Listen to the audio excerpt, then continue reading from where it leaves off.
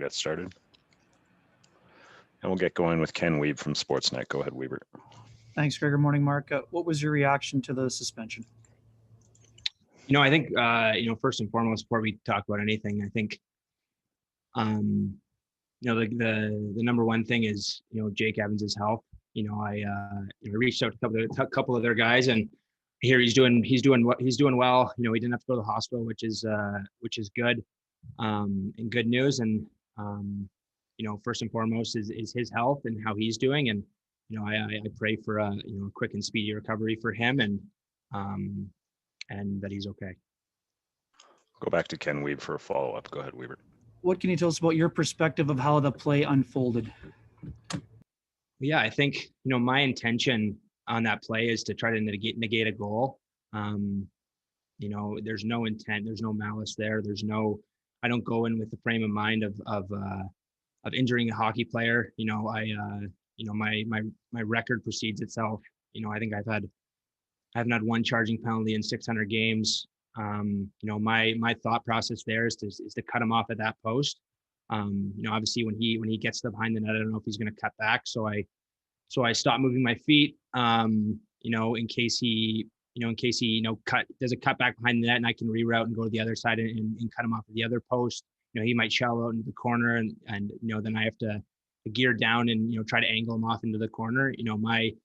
My thought process there is cutting him off at the post, and I'm back checking, and my thought process the entire way is there's a minute left in the game. We just scored. It's a 1-goal game. My only thought in my mind is to negate a goal and prevent a goal. And obviously the result sucks that he's hurt. But like I said before, I just hope he's okay. I hope for a speedy recovery, and I'm praying for him.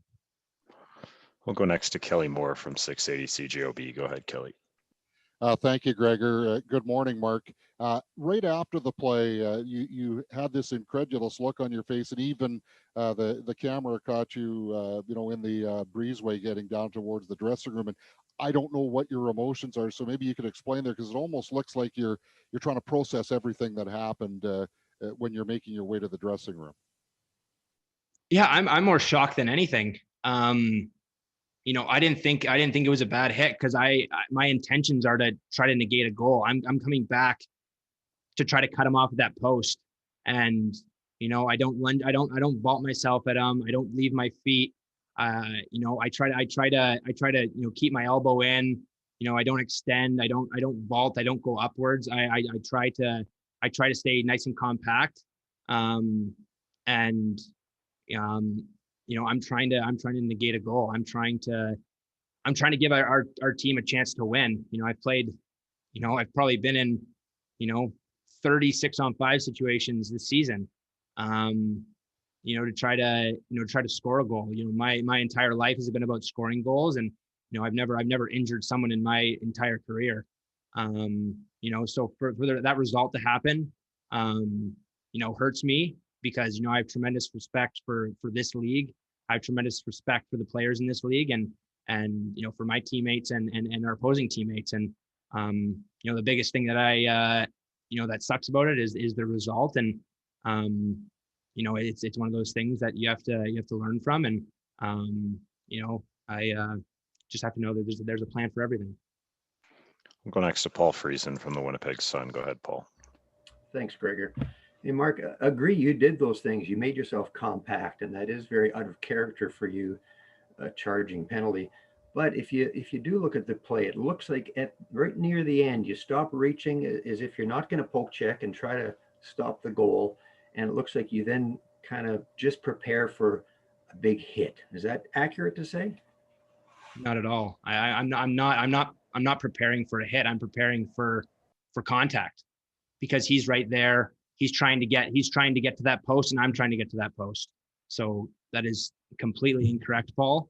And I'm trying to get to that post. I'm trying to negate a goal, and that's my only thought in my mind is I want to win a hockey game.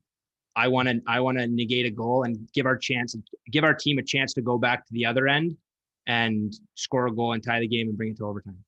We'll go next to Jeff Hamilton from the Winnipeg Free Press. Go ahead, Jeff.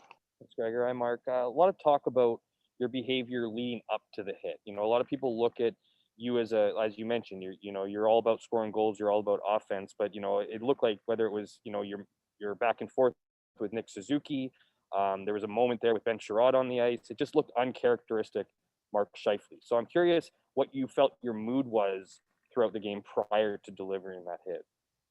It was excitement. It's game one in the playoffs. We have 500 healthcare workers in the building. It was excitement. It's game one of the second round of the playoffs. Benny's one of my best friends. Golf with him, 50 times a summer. So, it's just like, playing against Connor and Leon last series. It's intense. You battle your friends even harder than you battle, guys that you don't know. So, that's playoffs. They're a team that will get into scrums and stuff like that. And it's just excitement. It's excitement to be back in the playoffs. We had 8 days off. It's pure excitement for this game. I'm a guy who loves the game probably more than any of us. And it's pure excitement. It's round 2 of the playoffs. I'm jacked up. I'm excited to play hockey. And my mood was pure joy that entire game. I'll go next to Sarah Lusky from TSN. Go ahead, Sarah. Thanks, Gregor. Hi, Mark.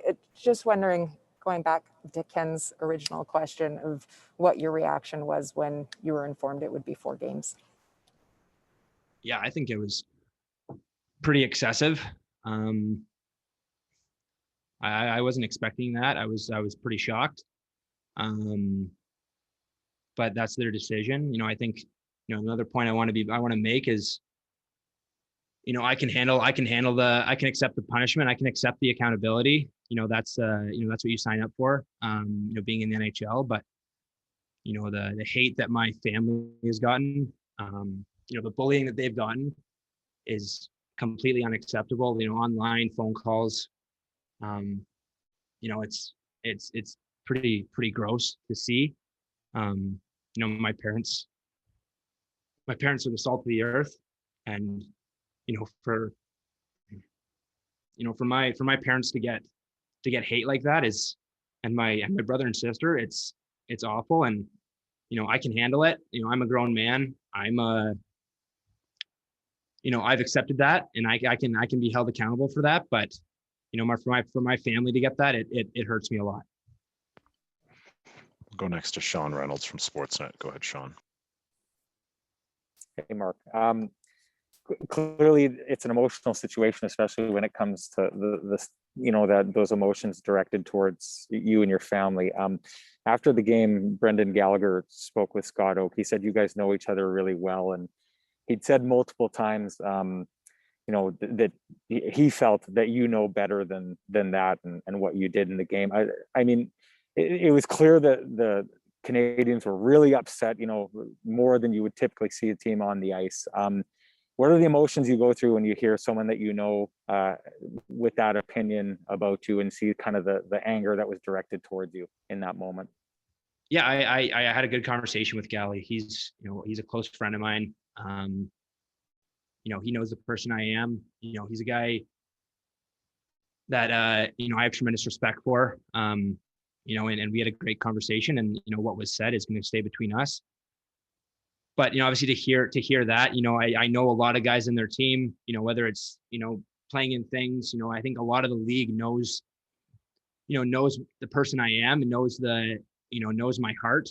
And I think the outreach from the entire league, from buddies, from guys I don't even know, that have reached out, being there for me is incredible. And I think at the end of the day is, I never want to be remembered for my, I read this in Tim Tebow's book, actually. You never want to be remembered for your accolades, awards, whatever it is. You want to be remembered for the impact that you have on people.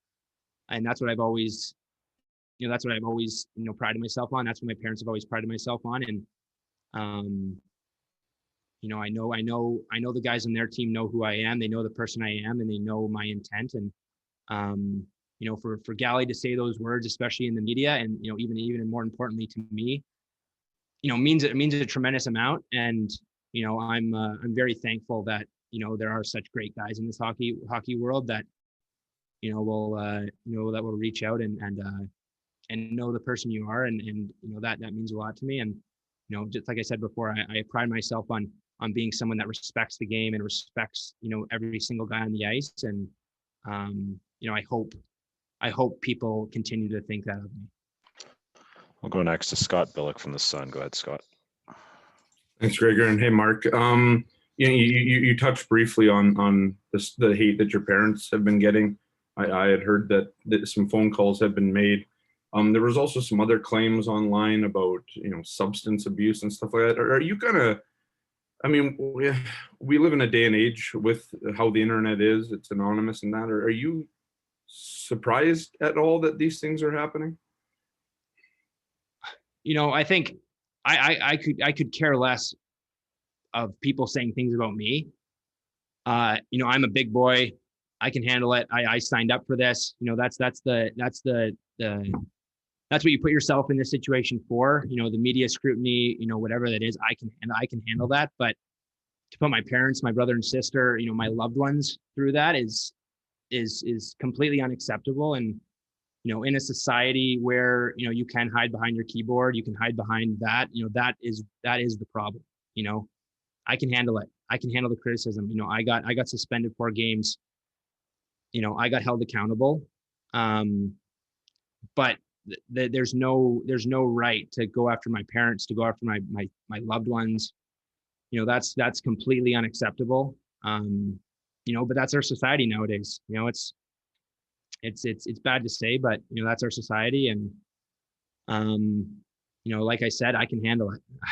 My uncle actually sent me a text this morning, and his mom would always tell him that you're a good person, and everyone that cares about you knows that. And the people who don't know you don't care what they ever think. So it made me smile this morning, because I know the people that care about me. I know the people that love me. I know what they think of me, and that's really all that matters.